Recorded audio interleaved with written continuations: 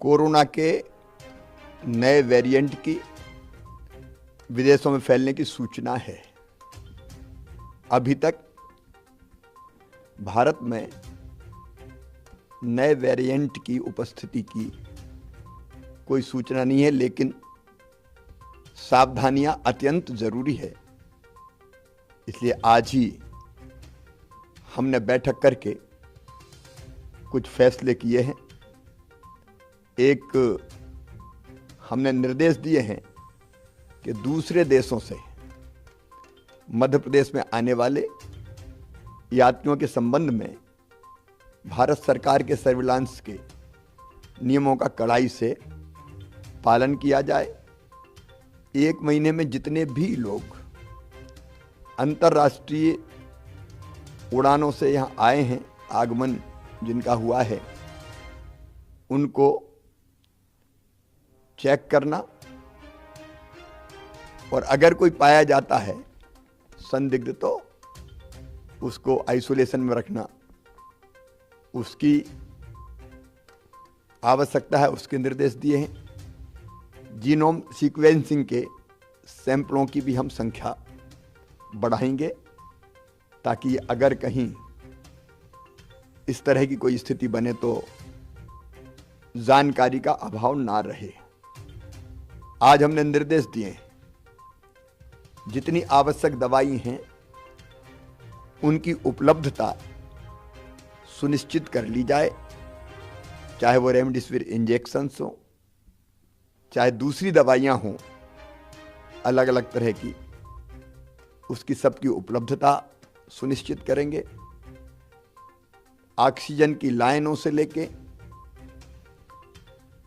अस्पतालों की बाकी व्यवस्थाएं, ऑक्सीजन प्लांट्स जो हमने लगाए हैं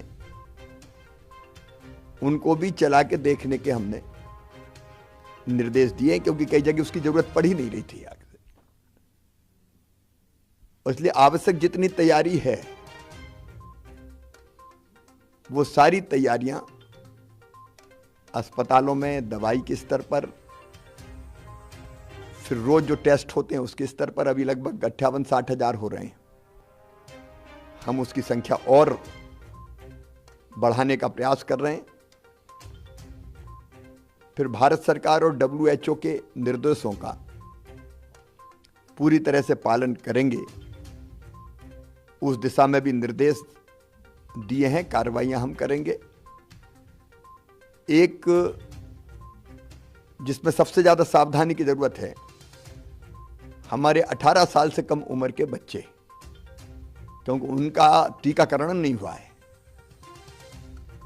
और इसलिए हमने तय किया है तत्काल प्रभाव, मतलब कल से, आज तो रविवार है, स्कूल खुलेंगे, लेकिन स्कूल में बच्चों की संख्या 50% होगी। मतलब 6 दिन में से 3 दिन बच्चे पढ़ने स्कूल जाएंगे। 50% कैपेसिटी के कारण 50% एक दिन आएंगे, 50% दूसरे दिन आएंगे। उसके साथ ही स्कूलों को ऑनलाइन क्लासेज चालू करनी पड़ेगी ताकि विकल्प पालकों के पास रहे कि वो अगर बच्चों को स्कूल नहीं भेजना चाहते तो ऑनलाइन पढ़ाई हो जाए। इसलिए विकल्प सामने रहे। पेरेंट्स की इच्छा होगी तो ही बच्चे स्कूल जाएंगे। बिना पेरेंट्स की अनुमति के बच्चे स्कूल नहीं बुलाए जाएंगे। पेरेंट भेजेंगे भी नहीं, लेकिन हम उनकी अनुमति आवश्यक होगी। सेकेंड डोज टीके का लगभग हमारे यहाँ 62% को 62.5% लोगों को लग चुका है। रोज टीके लग रहे हैं, लेकिन 1 तारीख को हमारे टीकाकरण का फिर विशेष अभियान है, महाअभियान। सभी से मैं अपील करता हूं कि पूरी ताकत से जुट के जो शेष बचे हैं सेकंड डोज के लिए या फर्स्ट के लिए भी कोई शेष बच गया है तो उसका टीकाकरण पूरा हो जाए। 29 तारीख को पहले से ही मेरा तय था कलेक्टर एसपी के साथ वीडियो कॉन्फ्रेंसिंग का, तो उसमें हम कोविड की पूरी समीक्षा करके सभी आवश्यक निर्देश कल कलेक्टर्स को, एसपी को, संबंधित और अधिकारियों को, कमिश्नर, आईजी सबको दिए जाएंगे। प्रदेश पूरी तरह से अलर्ट पर रहेगा। 1 तारीख को सवेरे मैं 10 बजे क्राइसिस मैनेजमेंट कमेटियों से चर्चा करूंगा। क्राइसिस मैनेजमेंट कमेटी हमारे जिलों की, मंडलों की, ब्लॉक्स की और पंचायतों की, और सबको हम तैयार रखेंगे कि अगर तीसरी लहर आती है तो उससे लड़ने के लिए हम कमर कस के तैयार रहें, क्योंकि बिना समाज के सहयोग के ये लड़ाई जीतना कठिन होता। पहले भी समाज के सहयोग से हम लोग जीते हैं।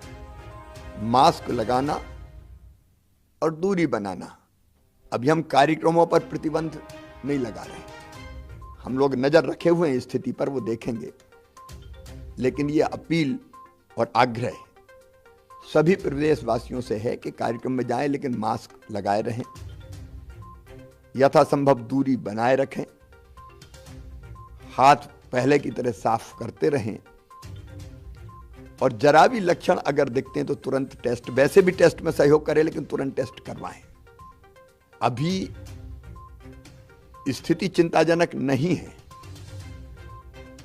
प्रमुख रूप से 2 शहरों में ही पॉजिटिव केस आ रहे हैं, इंदौर और भोपाल में, और उनकी संख्या भी ऐसी नहीं है जो आज हमारे मन में डर पैदा करे, लेकिन सावधानी जरूरी है, क्योंकि इंदौर से फिर बाकी जगह मालवा और निमाड़ में और भोपाल से आसपास अगर संक्रमण फैला तो वो फैलता है। और इसलिए कॉन्ट्रैक्ट ट्रेसिंग, जो पॉजिटिव पाए गए उनका पूरा ध्यान कि वो आइसोलेशन में रहे। कॉन्ट्रैक्ट ट्रेसिंग, अस्पताल में जाने की जरूरत है तो अस्पताल ले जाने की व्यवस्था, ये हम सब करेंगे, क्योंकि अफ्रीका में और दुनिया के कई देशों में जो नया वेरिएंट है वो और ज्यादा तेजी से फैलता है, ऐसे समाचार आ रहे हैं। इसलिए सावधानी आवश्यक है, और मैं प्रदेशवासियों से अपील करता हूं कि बिल्कुल भी असावधान ना रहें। संक्रमण फैलने से रोकने के लिए जो आवश्यक नियम है उन सब का पालन करें। सरकार आपके साथ मिलकर कोई कसर नहीं छोड़ेगी। हमारी कोशिश रहेगी कि तीसरी लहर ना आ पाए।